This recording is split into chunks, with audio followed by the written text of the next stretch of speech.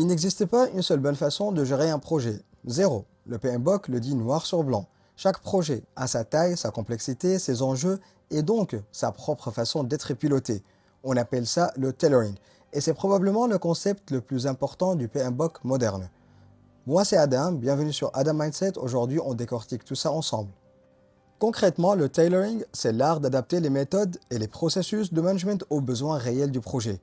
L'idée n'est pas d'appliquer toutes les pratiques du PMBOK à la lettre, mais de garder uniquement celles qui apportent une vraie valeur à ton projet. Pourquoi adapter?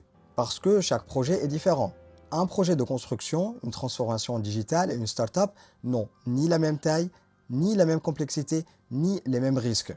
Appliquer le même processus partout, c'est un peu comme utiliser le même costume pour toutes les morphologies. Ça ne va jamais parfaitement. Alors, qu'est-ce qu'on peut concrètement adapter dans un projet? 5 grands leviers. Le cycle de vie de projet, l'approche de développement, les processus utilisés, la façon de communiquer et le niveau d'engagement des parties prenantes. On va détailler chacun.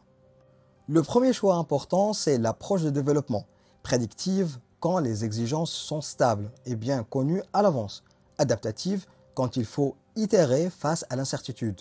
Pense agile, Scrum, ou hybride, un mélange des deux, très courant dans les projets modernes. Ensuite, les processus eux-mêmes peuvent être adaptés. Certains projets ont besoin d'une documentation détaillée et de processus formels. D'autres avancent mieux avec des processus plus légers. Le tailoring, c'est justement savoir simplifier, combiner, modifier ou même supprimer certains processus qui n'apportent pas de valeur. Le tailoring, du coup, c'est aussi la façon d'impliquer les parties prenantes.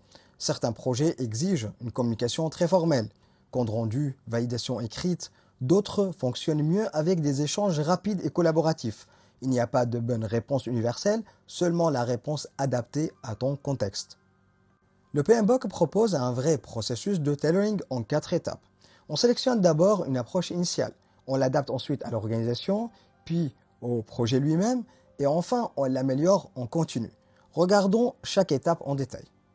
Première étape, choisir l'approche de développement.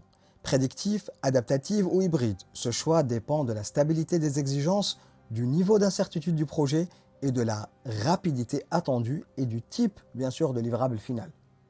Deuxième étape, adapter à l'organisation, la culture d'entreprise, les règles de gouvernance, les standards internes et le niveau de maturité en gestion de projet influencent fortement les pratiques qu'on peut réellement appliquer. Troisième étape, adapter directement au projet, sa taille, sa complexité, ses risques spécifiques, ses contraintes et la composition de l'équipe déterminent les derniers ajustements à apporter. Et la dernière étape n'est jamais vraiment terminée, l'amélioration continue. Le tailoring n'est pas un exercice qu'on fait une fois au lancement du projet. Grâce au feedback et à l'apprentissage, on continue d'ajuster ses pratiques tout au long du projet. Le tailoring ne s'arrête pas au processus global. Même les domaines de performance peuvent être adaptés indépendamment. Un projet peut exiger un contrôle des coûts très strict par exemple, tout en restant flexible sur la gestion des risques. Chaque domaine se règle selon les besoins réels. Comment savoir si ton tailoring est efficace? Le PMBOK recommande de se poser régulièrement 4 questions simples. Est-ce que ce processus apporte de la valeur? Est-il vraiment nécessaire? Peut-il être simplifié? Est-il adapté au contexte du projet? Si la réponse est non, c'est probablement à ajuster.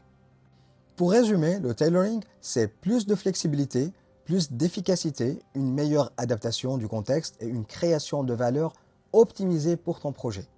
Grâce au tailoring, le management de projet devient plus réaliste, plus flexible et surtout mieux adapté aux besoins réels des projets modernes.